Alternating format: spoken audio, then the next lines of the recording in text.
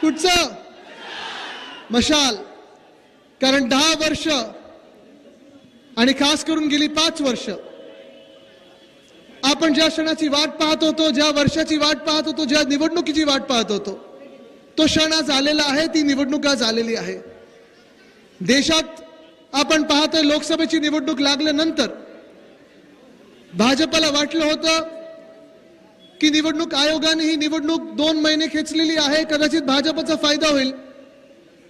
पण या 2 महिन्यामध्ये आपण पाहतोय भाजप एक्सपोज अशी होत चाललेली आहे की देशभरात परिवर्तनाचे वारे वाहू लागलेले आहेत. यावेळी तर लोक बोलू लागलेले आहेत, घाबरत नाहीत, बोलतात. सोशल मीडियावर असेल, मीडियावर असेल, जनतेतून आवाज येतोय की आता वारा बदलत आहे, देश बदलणार, केंद्र सरकार बदलणार आणि 4 जूनला केंद्रात इंडिया आघाडीचं सरकार बसणार म्हणजे बसणारच.